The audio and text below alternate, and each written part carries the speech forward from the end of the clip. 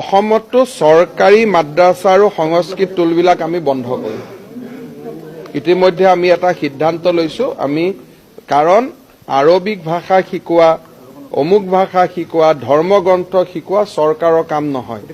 এইটো খুব সোনকালে অসম চৰকাৰে চৰকাৰী মাদ্ৰাছা আৰু সংস্কৃত টোলবিলাক আমি হাইস্কুললৈকে কনভাৰ্ট কৰিম নৰ্মেল। কাৰণ ধৰ্মীয় কথা কোনোবাই নিজৰ পইচা দি শিকায় বেলেগ কথা।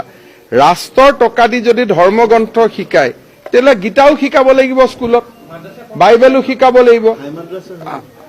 মাদ্ৰাছা, হাই মাদ্ৰাছা আৰু সংস্কৃত টোল এই তিনিওটা ব্যৱস্থা অহা 4-5 মাহৰ ভিতৰত বন্ধ হ'ব আৰু এওঁলোকক আমি হাইস্কুল আৰু হায়াৰ ছেকেণ্ডেৰী স্কুললৈকে আমি ৰূপান্তৰিত কৰিম। শিক্ষকসকল থাকিব, যিসকল ধৰ্মীয় শিকাইছিল তেওঁলোকে ঘৰত বহি ৰিটায়াৰমেণ্টলৈকে টকা পাব। কিন্তু বাকী এই অল গভৰ্ণমেণ্ট মাদ্ৰাছাছ সংস্কৃত টোল ইয়াত কোনো ধৰ্মৰ কথা নহয়, সকলোকে সামৰি এই গোটেই ব্যৱস্থাটোক অহা 2-3 মাহৰ ভিতৰত আমি